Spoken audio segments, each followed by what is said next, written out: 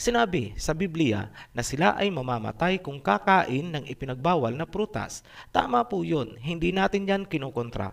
Ngunit, wala ring sinabi sa Biblia na sila ay mabubuhay ng walang hanggan kung hindi sila kakain ng ipinagbabawal na prutas. Pairalin po ang talas ng isip. Ano ang punto natin? Magbigay tayo ng halimbawa para lalong madaling maintindihan. Kunwari, ang ama ay isang doktor. Ipinagbawal niya sa iyo ang isang uri ng pagkain dahil ikamamatay mo yon. Sinunod mo ang doktor, hindi ka nga kumain noong kanyang ipinagbabawal. Ibig bang sabihin, hindi ka na mamamatay? Mamamatay ka pa rin dahil ikaw ay isang physical na nilalang galing sa lupa. Ganyan din po ang sitwasyon ni Adam and Eve kahit noong hindi pa sila nagkakasala. Basahin natin.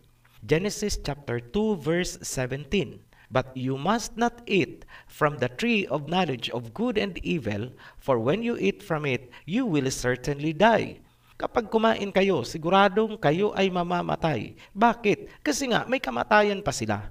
Vulnerable to death dahil ang kanilang flesh ay corruptible pa. Ito ay isang tagisan ng analytical versus doctrinal na pamamaraan ng pag-aaral ng Biblia. Bigyan nyo ng panahon ang sarili nyo na unawain ang inyong mga pinaniniwalaan.